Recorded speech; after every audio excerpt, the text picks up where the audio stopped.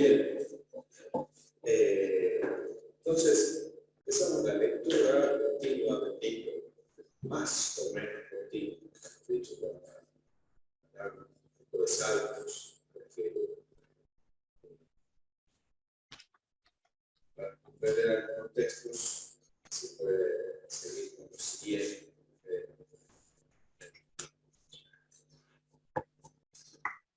Dentro de la historia de la redacción del libro, nosotros podemos dar cuenta de un hecho importante. Yo creo que el año pasado, parece, cuando hablábamos de la historia de la redacción de los libros proféticos, probablemente les mencioné dos artículos, que a mí por lo menos me ayudaron en este aspecto, a entender cómo se formaron estos libros. En primer lugar, un viejo trabajo del padre Norbert Wolfing, que es un jesuita alemán, de uno de mis maestros. Son cursos presenciales con él, pero siempre leí cosas de dos Wolfing, uno que es Norbert Wolfing. Este es un jesuita sobre el Antiguo Testamento. Después está Gerhard Wolfing, hermano, de cura del clero de su diócesis, también biblista, pero especialista del Nuevo Testamento. También lo miramos la familia. Entonces, en Norbert de 1928, vive dos veces al año, y él tiene un artículo, se especializó sobre todo en el Deuteronomio y en la tradición deuteronomista, y también hizo trabajo sobre Jeremías, precisamente por el parentesco que tiene con la tradición deuteronomista. Un artículo en un congreso que se llamaba "Hubo un movimiento deuteronomista asesinado". Hubo un movimiento deuteronomista, entonces se pregunta por qué no haber significado el movimiento, por si fueron tantos años, qué significaba eso. Y es en alemán el original, está traducido en castellano sin las notas digamos, técnicas, científicas, en un cuadernillo bíblico de estos de verbo divino. En las tradiciones se llama tradiciones encíclicas o algo así. El cuadernillo que trae traducción de 3 artículos suyos, uno de los cuales es este. Hubo un movimiento deuteronomista. Y lo que me interesa de ese texto es, de ese artículo de Wolfing, me parece muy iluminado, es la idea de cómo se formaban, cómo se concebían, cómo se redactaban los libros bíblicos. Y él dice lo siguiente: en su origen, los libros bíblicos no eran como los libros modernos o los libros contemporáneos de los cuales se hacen ya de movida varios ejemplares, lo meten en la prensa y demás. O incluso cuando fuesen manuscritos, ya nosotros tenemos el conocimiento de los libros ya en el medioevo, los copistas, los monasterios y demás. Pero en su origen, un libro bíblico es una suerte, puede ser comparado más bien, no con los libros que conocemos de biblioteca, sino lo más cercano, creo yo, podría ser la regla de una orden monástica, de una comunidad, de la Constitución. Es decir, se trata del elemento en torno al cual se constituye un determinado grupo religioso, ¿no es cierto? Existe inicialmente como un solo ejemplar, porque en realidad vale solo para ese grupo.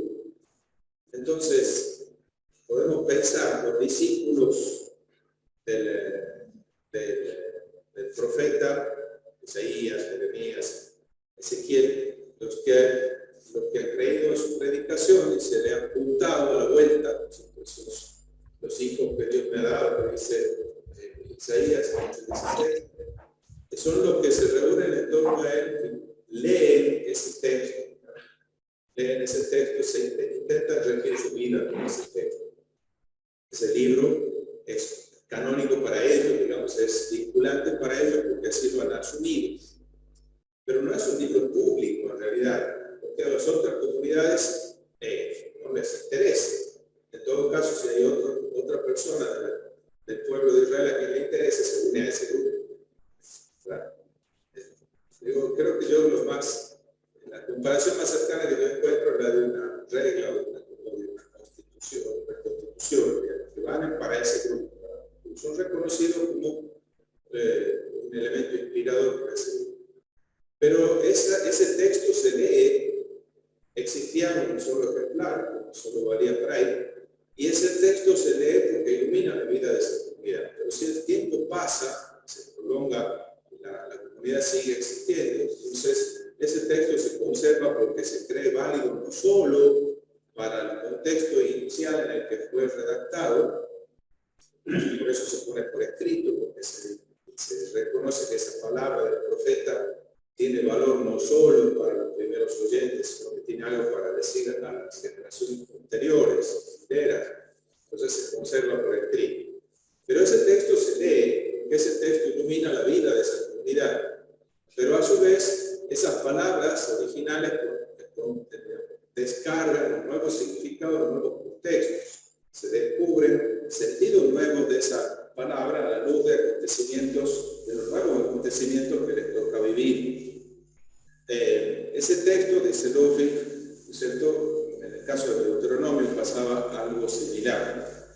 Y dice, ese texto, ese libro, que es leído en contextos nuevos, entonces se descubren nuevos significados en esos textos. Y los mismos que van leyendo ese texto en voz alta para el resto de la comunidad van anotando también esos nuevos significados que eso tiene. Muchas veces simplemente señales en el texto, notas marginales en el texto.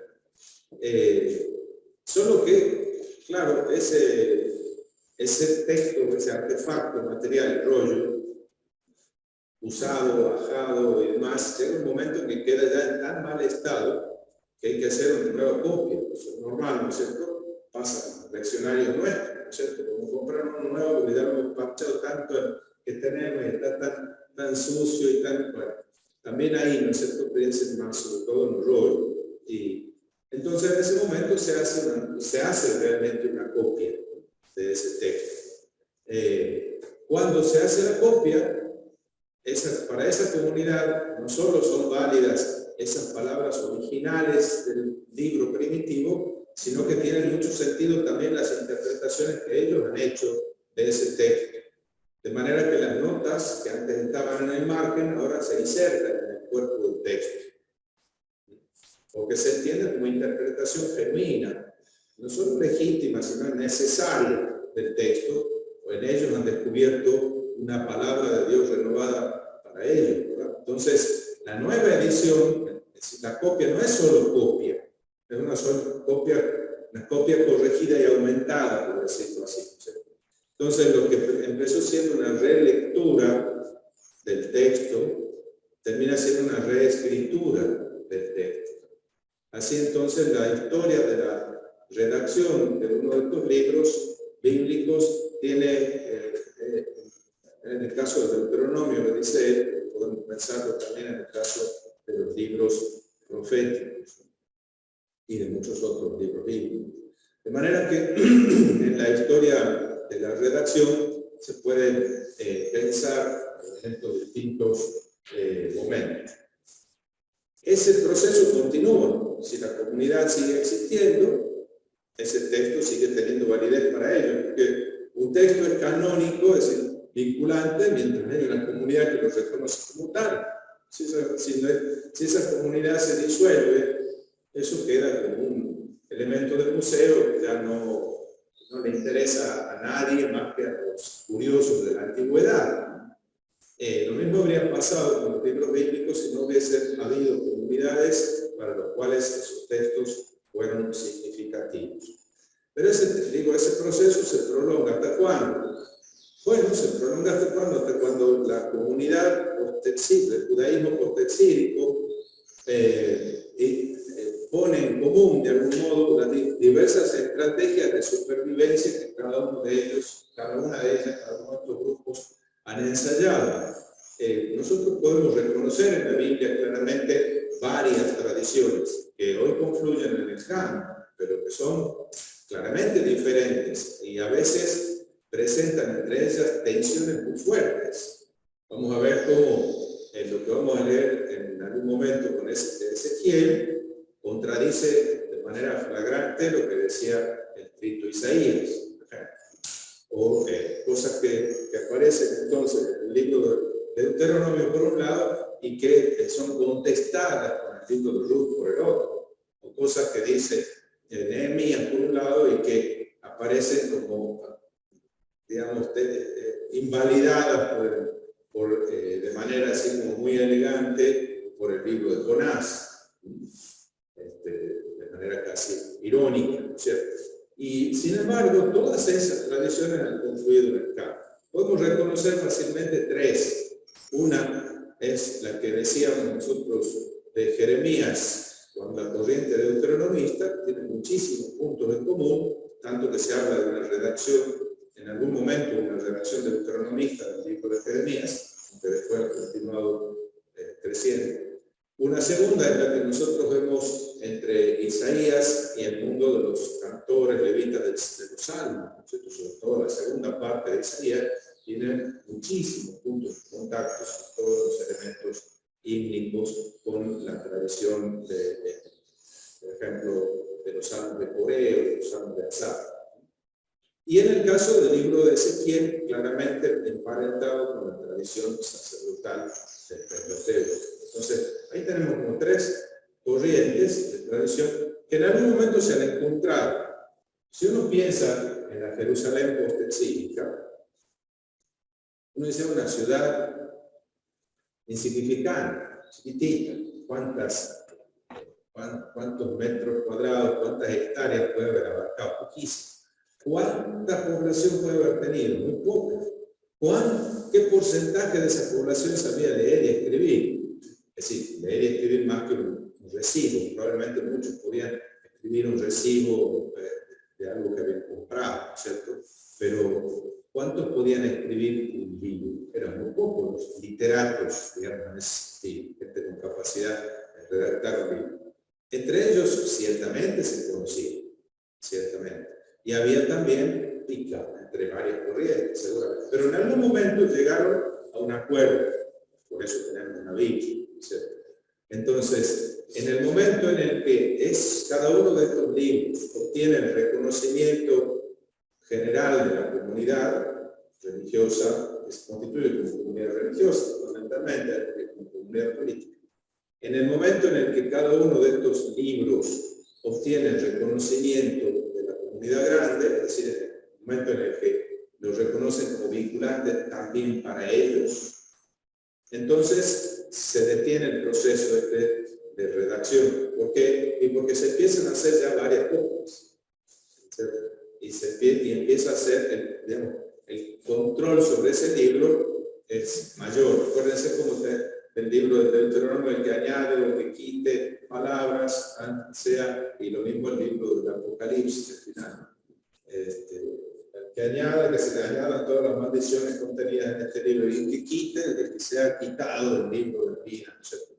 Es el momento en que el texto adquiere un valor canónico para todos, vinculante para todos, y por lo tanto, en ese momento empiezan a hacerse muchas copias. En total se trata de la copia del mismo libro.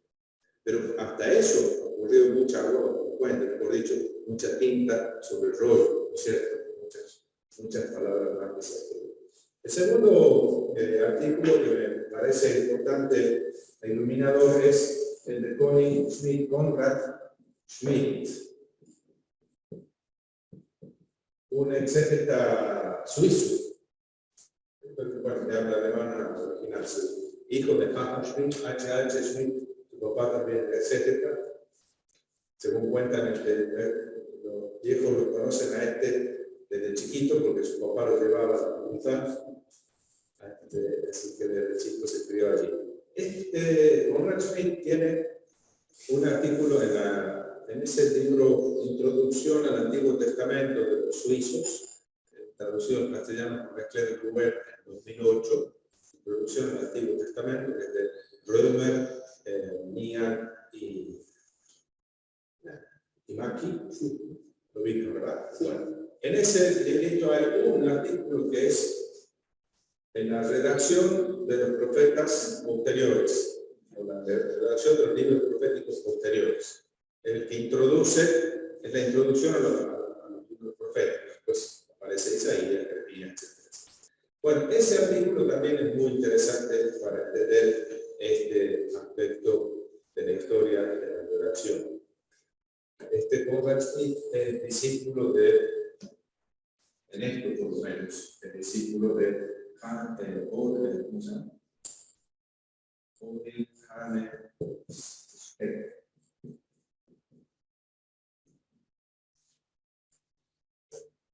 También enseñó ahí en Zurich.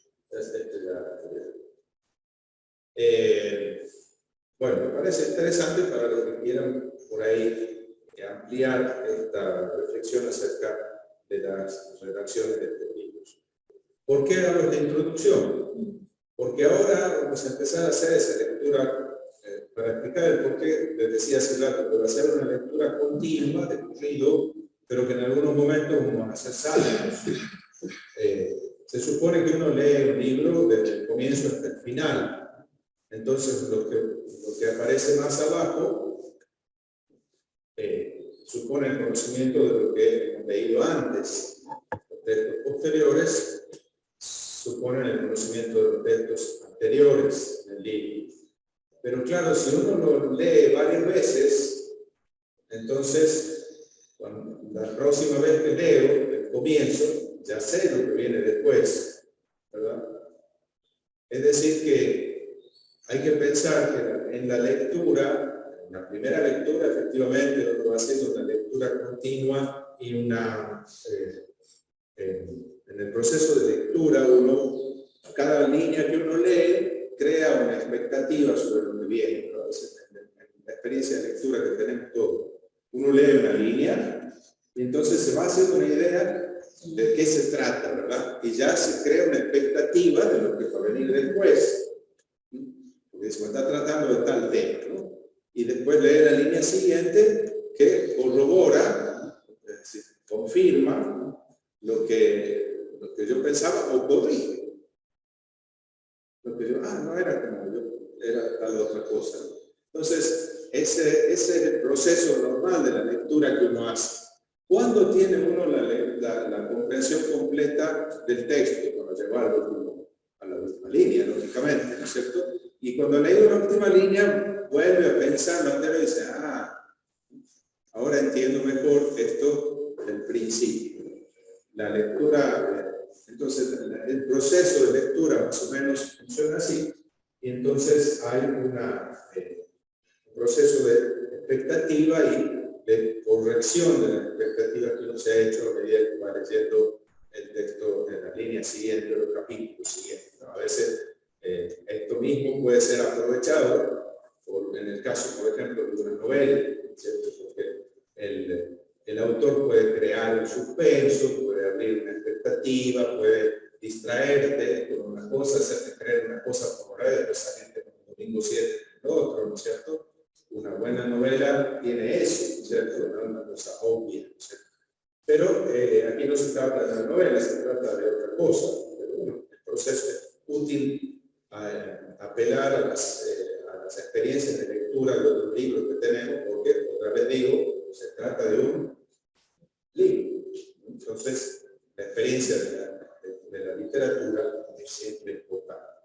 Entonces, por eso, cuando nosotros leamos ahora los primeros 3 capítulos, nos vamos a dar cuenta de las relaciones cruzadas que hay entre estos primeros 3 capítulos y otros capítulos del libro. Vamos a empezar entonces a ver eso, ¿no es cierto? Dice,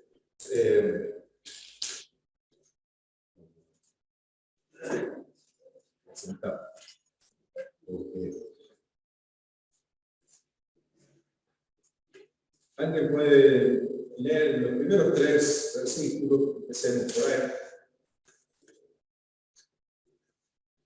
Salmo 30, desde el día 5 del cuarto mes, encontrándome yo entre los deportados a orilla del río Quebar, salió el cielo y contemplé el cielo divino. El día 5 del mes era el año 5 de la deportación del rey Joaquín. La palabra de Yahvé fue dirigida al sacerdote Ezequiel, hijo de Busí, en el país de los caldeos, a orilla del río Quebar.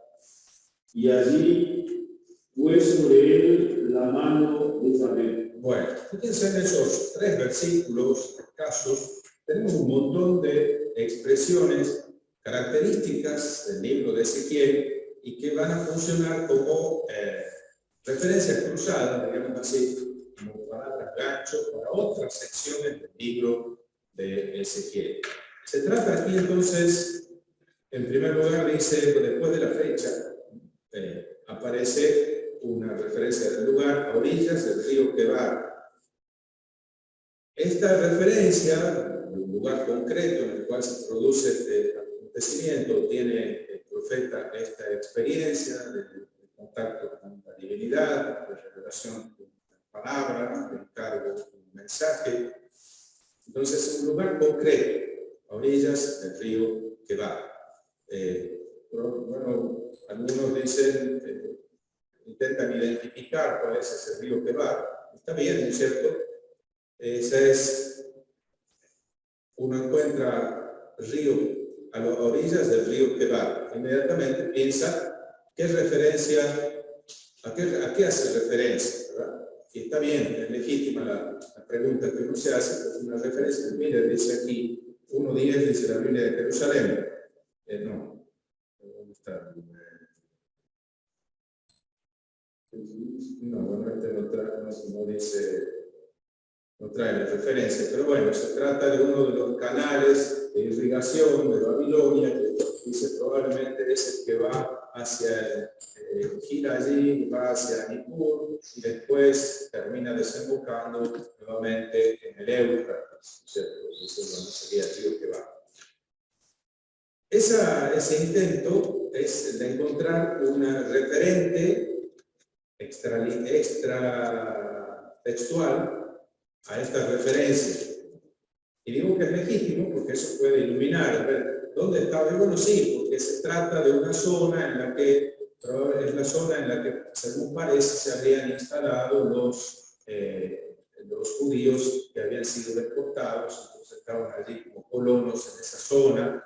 De hecho, muy cerca de allí es donde se encuentran incluso algunos textos que son documentación de la existencia de algunas familias judías, puesto que los nombres son nombres hebreos y se relacionan con este grupo de personas que decía de la familia de la firma de los Murashu, que era una especie de administradores financieros de algunos fondos de Babilonia. Entonces, bueno, está bien, esa investigación es buena y te ilumina algún aspecto, ¿verdad?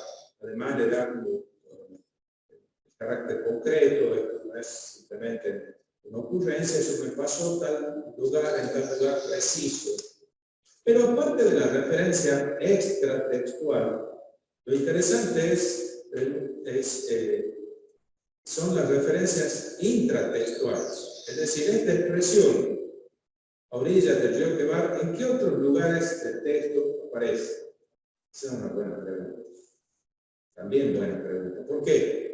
Porque de esa manera puede haber puesto el autor o el redactor señales para indicarnos a nosotros con qué otro texto tenemos que relacionar el texto que estamos leyendo.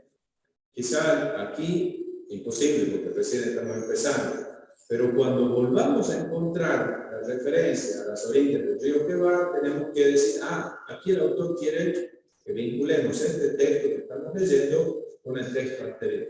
Doy un ejemplo. ¿Se acuerdan de Isaías 7? Entonces le dice estos 3 relatos que aparecen, Geográfico, dice, le dice el Señor a Isaías, sal con tu hijo. Dice, entonces el Señor dijo a Isaías, sal con tu hijo Shear Yashub al encuentro del rey Ahaz. Ve al final del canal de la alberca superior por la calzada del campo del batanero y dile al rey, alerta, pero ten calma. Isaías 7:3. Bueno, anecdótico, decir, bueno, en algún lugar tiene que ser. A ver, pero resulta que nosotros, en el capítulo 35, versículo 36, perdón. 36, tenemos exactamente la misma expresión. Entonces, el año 14, el rey Ezequías atacó Senaquerib, rey de Asiria, todas las ciudades fortificadas de Judá y se apoderó de ellas. El rey de Asiria envió desde Laquis a Jerusalén, donde el rey Ezequías, al copero mayor con un fuerte destacamento, se colocó en el canal de la alberca superior que está junto al camino del campo del batanero. Mismo lugar, qué casualidad. Y entonces hay un mensaje. Entonces, claramente, el redactor quiere que conectemos los dos textos. En el primer caso, el mensajero, es decir, Isaías, el mensajero de Adonai, se dirige al monarca judío llamado Ahaz. En el segundo caso, el rey de Asiria manda un mensajero, el mensajero del rey de Asiria, a quien el mensajero dice, comunicad esto a Ezequías, dirige también al monarca judío. Así habla el gran rey, el rey de Asiria. El mensajero habla de su jefe como el gran rey, el rey de Asiria, y le transmite allí un mensaje. En el caso de Isaías 7, Isaías se constituye el mensajero del gran rey, el verdadero gran rey. Entonces, probablemente el texto más antiguo sea el 36, pero el autor claramente quiere que nosotros comparemos estas dos. Y dice, no es el rey de Asiria el gran rey, el soberano, es Adonai el gran rey, el soberano. A esa palabra le tenés que tener confianza, no tenés que tener miedo. Y además contrasta las actitudes con las que responden ambos monarcas. Mientras que Ahaz no cree, dice, no, dice, yo no voy a ponerlo, no voy a tentarlo al Señor, dice, pidiéndole señales, porque ya tiene su plan. En cambio, Ezequías recurre al profeta Isaías, le pide que interceda ante Dios y confía en el Dios a quien Isaías representa. Está claramente relacionando los dos textos. Aquí nosotros también tenemos que estar atentos a las expresiones que se repitan para poder relacionar las expresiones. ¿Me explico? Sí. Entonces, son como guiños que nos hace el redactor para indicarnos cómo quiere que veamos su libro. Sigue entonces diciendo, a orillas del río Quebar se abrió el cielo. Es decir, digamos, clásicamente una representación arquetípica que los dioses están arriba y nosotros estamos abajo, la divinidad está arriba. Que se abra el cielo quiere decir que se deja ver algo de lo que está más allá. Además se concibe el cielo como un firmamento, una lámina extendida ahí que separa las cosas de arriba y de abajo. Y en ese cielo está la misma representación, muy semejante a la que encontramos nosotros en Génesis 1. La raquía, por cierto, la raquía es esa especie de lámina como de metal que hace de bóveda y que cubre y separa las aguas superiores de las aguas inferiores, no las aguas mayores de las aguas menores, como decía él en la traducción, son otra cosa. Aguas superiores de arriba y aguas inferiores de abajo. Entonces, aquí en la tradición sacerdotal y en Ezequiel parecen bastante, ¿cierto? Entonces, se abrió el cielo y contemplé sobrecogedoras visiones divinas. Esta expresión va a tener después mucha historia. La vamos a encontrar en libros como el libro de Daniel y en sus herederos en la tradición apocalíptica, ¿no? Esta de las visiones divinas va a ser historia en la tradición del apocalíptica. Entonces, este versículo 1 ¿no? Ya tiene para nosotros bastantes elementos para pensar, ¿no?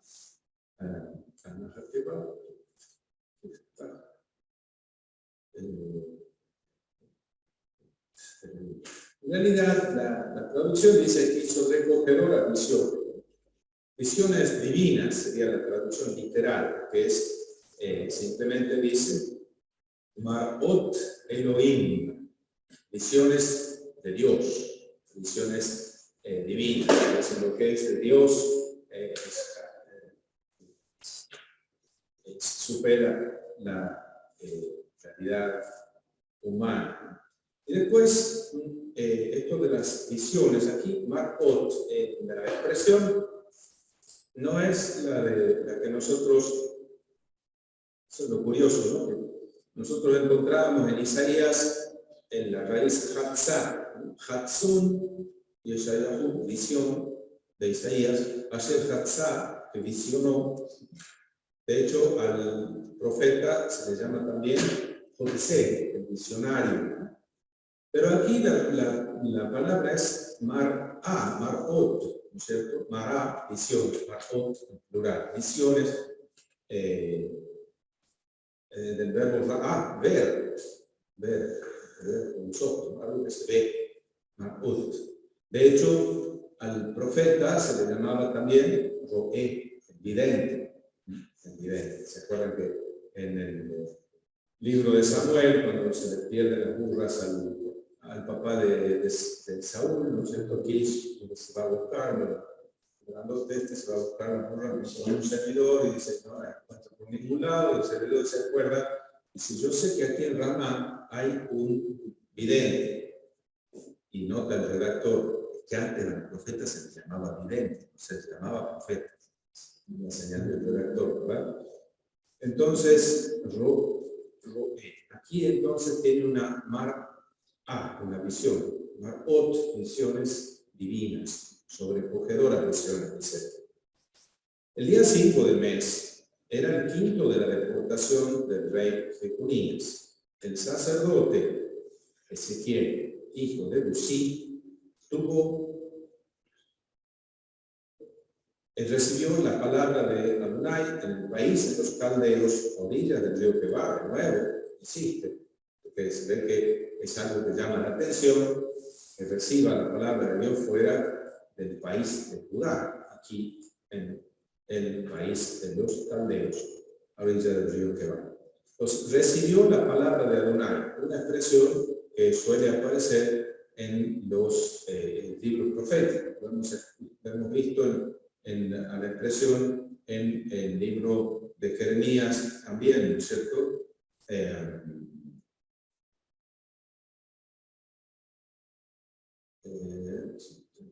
palabra fue dirigida a, ¿no es cierto? O de Bar Adonai hacia o para el Hayá. Hubo una palabra del Señor para, ciertamente hubo una palabra del Señor para Ezequiel. Es decir, esta expresión, esta fórmula aparece al comienzo de algunos oráculos. Antes de transcribir el oráculo aparece esta indicación, sobre todo, decíamos en el caso de Jeremías, suele llamarse, dice, alemán le llamaba una Ort Ereignis, es decir, un acontecimiento, una palabra que acontece. Hubo una palabra para mí. Aquí, curiosamente, está reforzada por la formulación sintáctica con un infinitivo absoluto y una forma conjugada del verbo, como para haber hubo una palabra, por decirlo de alguna manera. Ciertamente hubo una palabra del Señor para Ezequiel. Esta, como digo, aparece en otros libros proféticos, pero aquí viene una expresión única de Ezequiel con la que sigue. Dice,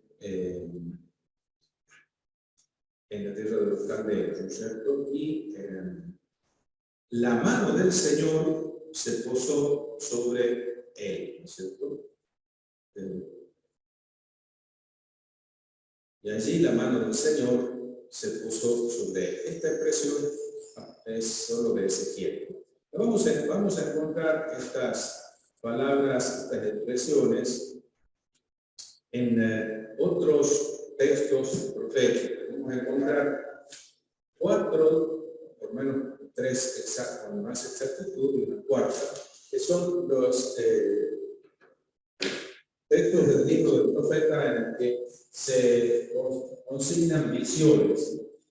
Las visiones. Ahí podemos identificar 4, fundamentalmente 3 más parecidas, que son estas, el capítulo 1 al 3:16, nosotros tenemos una primera visión, capítulo 8 al 11, una segunda, capítulo 37, 14, que es la tercera, y después los capítulos 40 al 48. 4 grandes visiones que jalonan el libro de Ezequiel. Estas 3, sobre todo, tienen elementos muy parecidos. A estas 2, efectivamente, quiere el autor, el redactor, que las leamos en conjunto. Nosotros leamos las otras, 8 al 11 y 40 al 48, sobre todo,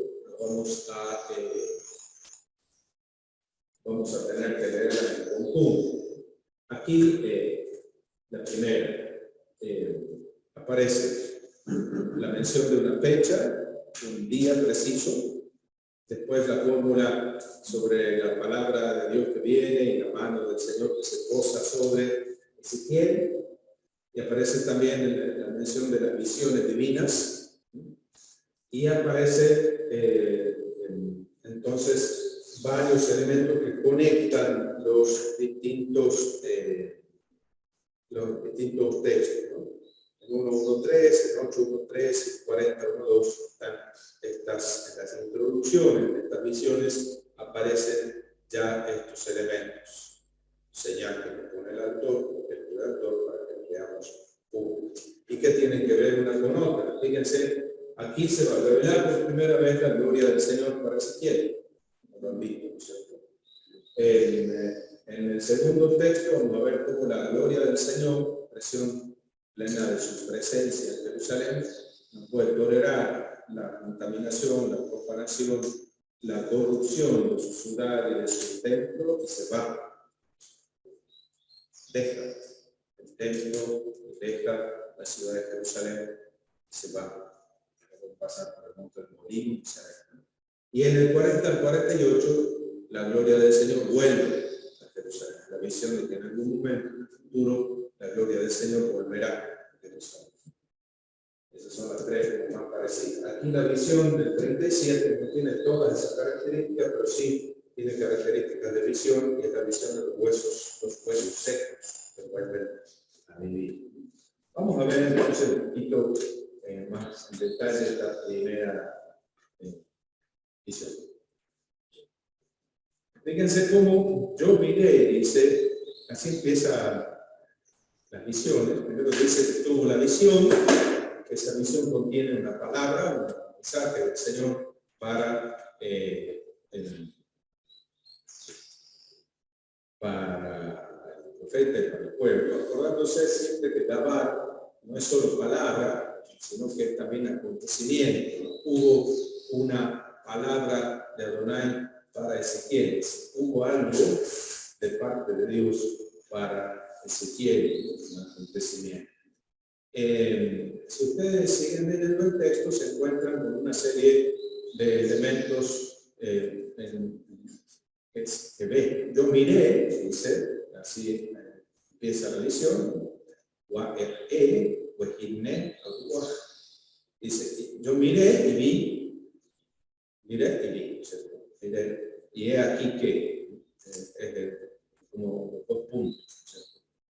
Un viento huracanado venía del norte, y vi una gran gran nube con fuego purpurante y resplandeciente a su alrededor, en su interior como el destello de un relámpago en medio del fuego. Hay viento, hay nube, hay fuego. ¿A qué recuerda eso?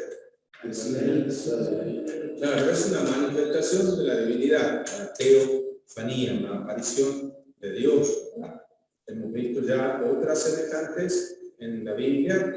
Encontramos la del Sinaí, por ejemplo, Éxodo 19, 16 a 19, también encuentran estos elementos característicos de una manifestación de Dios. Son como la forma de expresar del que ha tenido esa experiencia, la forma de expresar el objeto de la experiencia que ha tenido. Fuego, relámpago, cuando aquí no hay truenos, por el otro lado también. Bueno, aquí viento, nube, fuego, ruaj, viento. No una brisa simple, sino un viento. Por eso que ruaj va a ser la misma expresión para señalar el espíritu. Se trata entonces, como en Éxodo 19, en Éxodo 20 o en el Salmo 29, por ejemplo. En el Salmo 29 hay muchas referencias parecidas, con Primero de Reyes 19, con señales de la aparición de la divinidad. ¿Y de dónde venía el norte? Dice que venía del norte. Zafón. Zafona es la expresión para decir norte en griego.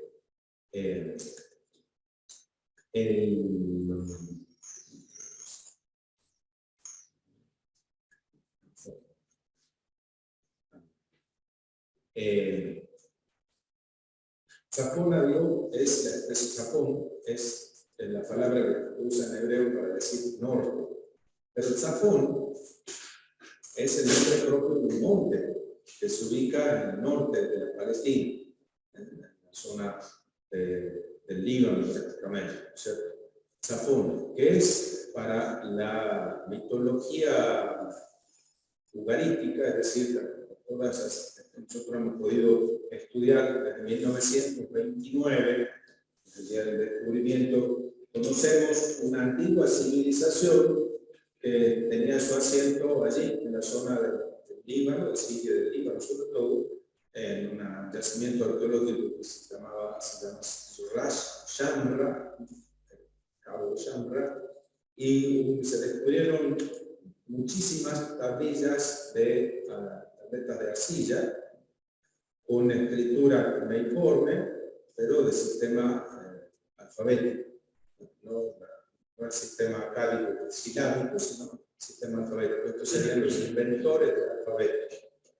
Sí, gran evolución desde el punto de vista de la civilización, porque con 22 signos puedes escribir lo que se te va a dar gana, porque representan no palabras o ideas, no sílabas, sino fonemas. Entonces, con la A, con la B, entonces podemos representar todas las palabras que queramos con solo 22 signos, mucho más fácil de aprender. Miles de tablillas de arcilla con documentación preciosa, escrita en una, la escritura es una escritura cuneiforme, es decir, parecida en la apariencia al acádico y al sumerio, pero con la revolución de que se trata de un sistema alfabético. Y la lengua que se escribe en ese sistema es una lengua muy parecida al hebreo, emparentada con el hebreo y con el arameo, ¿no es cierto? Es una lengua semítica, noroccidental, que se llama ugarítico. Entre los textos que se descubrieron allí, se encontraron una serie de textos de una mitología, una historia mítica de los dioses del panteón, presidido por un dios supremo, un dios padre que se llamaba El Elión, el dios altísimo. El es el nombre común para Dios, ¿no es cierto? Y él es ahí el nombre propio, él, que tiene muchos hijos, entre ellos Baal, Yam, Nahar, Mut, ¿no es cierto? El dios río, el dios mar, el dios amo, esposo, Baal, el dios Mot, muerte. Entonces estos, para sucederlo a sus padres, entonces pelearán, lucharán entre ellos, el que termine ganando uno de ellos, que es Baal, al lado de su mujer, tirada. Y entonces los demás dioses no tendrán más remedio que reconocerlo como rey, ¿no? Entonces Baal es nuestro rey. Entonces esta mitología sitúa la residencia de los dioses de Ugarit en el Safón. El Safón es el Olimpo, ¿cierto?, de Ugarit, el Olimpo de Ugarit, monte Safón. Entonces decir que el viento que viene del norte me trae algo de Dios, porque efectivamente viene un viento del norte y yo veo aquí el resultado. Una gran nube, fuego fulgurante, resplandeciente a su alrededor y en su interior como destello de un relámpago en medio del fuego. Y en el centro se veía la figura de 4 seres, cuyo aspecto era parecido al de una figura humana. Los 4 seres, primero ve eso, el fulgor, el resplandor, 4 seres, cada uno tenía 4 caras y 4 alas, sus piernas eran rectas y la planta de sus pies se parecía a una pezuña de buey, relucían con el fulgor del bronce bruñido. Bajo sus alas había unas manos humanas por 4 costados, los 4 tenían sus propias caras y alas, sus alas se tocaban unas a otras, al andar no se volvían, cada uno marchaba de frente. ¿Ustedes pueden imaginar esto? ¿Verdad? Bueno, eso es lo que lleva a pensar que quizás no son cosas para imaginar directamente, ¿cierto?, sino que, a ver, cada uno de estos detalles con los que se pinta tiene un significado. ¿Han visto la diferencia que hay entre una parábola y una alegoría? La parábola tiene un significado global, ¿verdad? Uno se descarta cuál es el elemento central y hacer la interpretación. Todos los elementos tienen un sentido en el conjunto. En cambio, en la alegoría, ¿cuál es la diferencia? Cada elemento tiene un significado, cada referencia tiene un referente extra, ¿no es cierto? Entonces, dice, bueno, el David puede ser, ¿no es cierto?, una parábola, hija, ¿sí? Pero también puede decir, no, yo soy David, ustedes los sarmientos, mi padre el viñador, ya se convirtió en una alegoría. Cada uno de los elementos es interpretado igualmente. Bueno, aplico a la cuestión.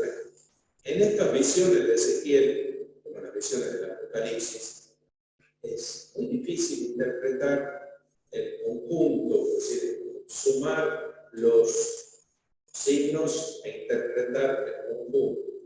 Aquí más bien habría que interpretar cada signo y sumar el conjunto, en todo caso al revés. ¿Me explico? Porque es difícil, fíjense en el Apocalipsis, con la bestia que tenía los 7 cabezas, los cuernos, el cuerno que sale, una cosa espantosa de imaginar, no logran ni encajar los elementos de imaginación. Bueno, ese es el desarrollo de esta visión de Ezequiel. Dice aquí, sus caras tenían la forma del rostro humano y los 4 tenían cara de león a la derecha, cara de toro a la izquierda, cara de águila, león, toro, águila, efecto humano. Después estas figuras han tenido mucha historia, mucha posterioridad, después en posteridad, digo, en la literatura bíblica y extrabíblica, para terminar siendo los signos de los 4 evangelistas, ¿no es cierto? Sus alas estaban desplegadas hacia lo alto, las alas se tocaban entre sí, otras 2 se subían el cuerpo, cada uno marchaba de frente, iban donde el espíritu les decía y no se volvían en su mano. Fíjense, de verdad, no vamos a leerlo entero, pero el ruido de las alas, etc. Y en el versículo 26, ¿qué dice? 26.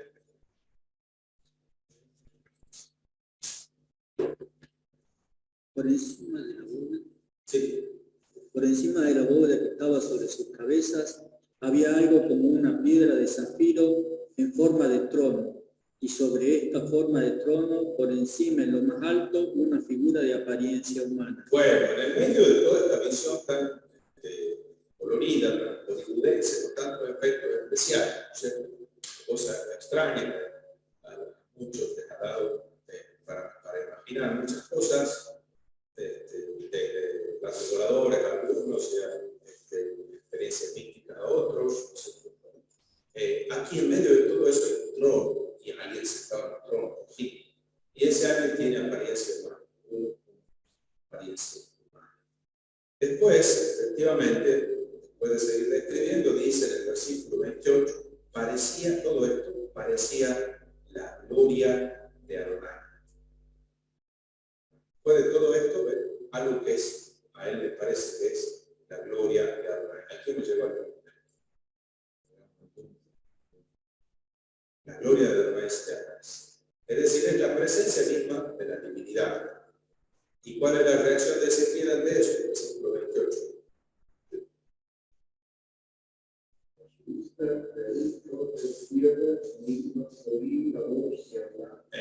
Su reacción es caer de cualquier adoración, de la divinidad. Mirar, simplemente adorar. Pero ahí, de la visión del registro visual, se pasa al registro auditivo y oído. ¿Qué oyó? Hijo de hombre, Una voz que hablaba. Es, hijo de hombre, ponte en pie, voy a hablar. Ponte en pie, voy a hablar. Me invadió el espíritu mientras me hablaba y me puso en pie y oí al que me hablaba. Aquí hay varias cosas interesantes. Primero, entonces, la gloria del Señor, la voz, es esta gloria del Señor, esta es la señal de la presencia gloriosa, ostentosa, soberana, todopoderosa de Dios, y esta es una palabra clave en la teología de Ezequiel y en la teología sacerdotal del Pentateuco. Acuérdense cómo culmina toda la historia del Éxodo, todo el proceso que comienza con la liberación de Egipto, con el paso del Mar Rojo, se les pide que crean, entonces van a ver la gloria del Señor. Todo ese proceso de constitución del pueblo, después que está la Torá, después que está armado el pueblo, ahora sí, al final del libro del Éxodo, capítulo 40, la gloria del Señor toma posesión de la tierra del pueblo. Ahora Dios habita en medio de su pueblo.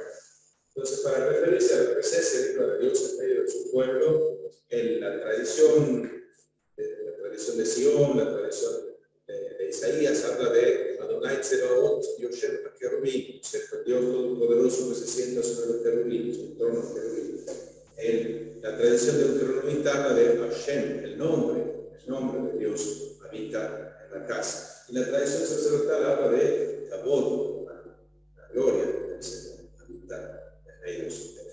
Ahora entonces, efectivamente, Dios se ha hecho presente en aldea, la villa del río que va. Yo lo he visto, sí, me se me ha parecido la gloria del Señor. Caí rostro en tierra y oí una voz que me decía. ¿Y qué le decía? ¿Cómo lo llama? ¿Cómo lo trata? Hijo de hombre. Hijo de hombre, ¿no es cierto? La expresión Ben Adam en hebreo, o también Bar Enosh en arameo, también se usa. También existe la palabra Enosh en griego, en hebreo. Pues Ben Adam o Bar Enosh, hijo de hombre, o de una o de otra manera. Esta expresión hijo de es para indicar que un individuo pertenece a cierta clase, a cierta especie. Se dice, Abraham era hijo de 99 años cuando tuvo a Isaac. Hijo de 99 es la forma de la gramática hebrea para decir que era una persona de 99 años. Cuando se dice que son, para hace decir hijos de Israel, Bené Israel, hijos de Israel, israelitas, pertenecientes a Israel, eso es. O Benjamín, Bené, entonces hijos de la derecha, hijos del sur, sureño. Entonces, esta es la expresión para decir a alguien que pertenece a la especie humana. Un ser humano, eso significaría, Ben Adán, un ser humano. Hijo de hombre, la traducción literal. Ben Adán es ser humano, un ser humano. Después de la expresión, a partir sobre todo de las expresiones de Daniel, para cobrar una característica del término técnico, que aplique Jesús a sí mismo, el Hijo del Hombre, al referirse a él, está haciendo referencias, alusiones a lo que aparece en el libro de Daniel. ¿Por qué lo trata de Ben Adán? Fíjense el contraste. Semejante manifestación portentosa de la divinidad, él se siente nadita, nada de nada. Y la expresión, entonces, es frente a la sobrecogedora trascendencia de Dios, le dice, pobrecito, ponete de pie. Esa sería para mí la mejor traducción. Pobrecito, ponete de pie. Sí. El contraste de la trascendencia sobrecogedora de Dios, la pequeñez y significancia de un hijo de hombre, un individuo de la especie humana, que es frente a semejante presencia de hombrecito, ponete de pie. Y dice, qué curioso, ¿qué dice? Volvamos a leer ese versículo. Le invadió el espíritu mientras le hablaba. Eso, mientras le hablaba, le invadió el espíritu. Esa va a ser otra característica. La palabra de Dios es una palabra preñada de espíritu, llena de espíritu. Hay una vinculación muy estrecha entre Tabar, palabra, y Ruach, el espíritu. Y en el libro de Ezequiel, fundamentalmente, hay una vinculación entre estas dos realidades. Mientras escuché una voz que me habla y mientras me hablaba, me invadió el espíritu. Eso mismo va a pasar cuando en el capítulo 37 Dios le encarga a Ezequiel que le hable a los huesos secos, le diga una palabra. Y cuando le habla, el espíritu entra en los huesos secos y los hace, pone de pie y los hace ver bien. No sé cómo hay que conectar las cosas de los están presentes los mismos elementos.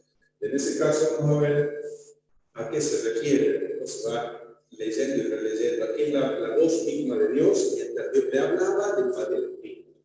Y el espíritu que estaba postrado, que se siente un hombre que siente, es efectivamente un hombrecito, nada más. Se pone la palabra, lo pone de pie. Acuérdense de eso cuando lean los textos del capítulo 26. Bueno. ¿Y qué dice? Me dijo, Hijo de hombre, yo te digo a los israelitas, nación rebelde, que se han rebelado contra mí. Ellos y sus padres se rebelaron contra mí hasta el día de hoy. Los hijos tienen dura cerviz y corazón obstinado. A ellos te envío para decirles, esto dice el Señor Yahvé. Y ellos escuchen o no escuchen, ya que son casa rebelde, sabrán que había un profeta entre ellos. Y tú, hijo de hombre, no les tengas miedo ni a ellos ni a los que digan, no temas, aunque te rodeen amenazantes y te vean sentado sobre escorpiones. No tengas miedo de lo que digan, ni te asustes de ellos, porque son una casa rebelde. Les comunicarás mis palabras, escuchen o no escuchen, porque son una casa rebelde. bueno, no quedó claro, son una casa rebelde. Entonces, a la aparición de Dios, a la teofanía, del capítulo 1, versículo 1 al 28, le sigue el envío en misión, capítulo 2, empezaba a leer 1 al 7, ¿verdad? Entonces, ahora le va a conferir una misión, es un encargo que le hace Dios ahora profeta y ya le advierte que se va a encontrar con una gente de cabeza muy dura.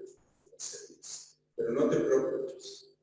No, bien, sienta como si estuviera sentado sobre el control, no tenga miedo. Y a ellos es lo que diga. Pronuncia mi palabra, transmite mientras te escuchen, no te escuchen, sabrán que hay un profeta en medio de ellos. Esta expresión sabrán que es la punta del conocimiento, sabrán que hay un profeta en medio de ellos, después aparece, sabrán que yo soy Adonai. Con el reconocimiento suele ser el sello que determina algunos de los oráculos. El texto entonces es un relato de vocación, comienza con una teofanía y sigue después con el género de relato de vocación. Ve, yo te mando, tú le dirás palabras. O sea, aparecen varios textos de lo que relatan la vocación.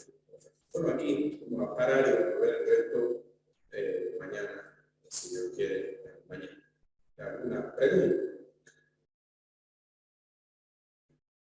Bueno,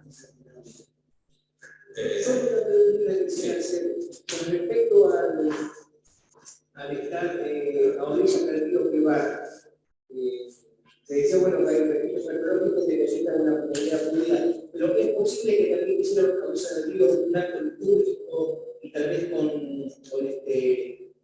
purificaciones con el agua. Puede ser, es decir, en eso vamos a entrar después cuando veamos un poquito más en el tema de las misiones. ¿Cuál es la circunstancia en la que Ezequiel tiene estas visiones? Era una celebración litúrgica, una puntual de la clase, que fue la oportunidad, la ocasión en la que él entraba en contacto con la divinidad. No lo dice, pero puede ser. También el Salmo 127 habla junto a los canales de Babilonia, uno de sus canales Israel, pero es la ciudad de los canales. Esa es una referencia que hizo a un comentario que hacía Gómez, y se decía que estaba en el cuaderno bíblico. No saben que el cuadernillo bíblico, sí, te digo exactamente, parece que es el 90 bueno. sí, pero dentro aquí las referencias. Más cosas. Bueno, si surge alguna duda o inquietud, mañana ustedes continúen leyendo este texto y fíjense en el libro y qué puede significar eso que le manda Dios al profeta de comer el libro. Bueno, mañana vamos a ver entonces mañana.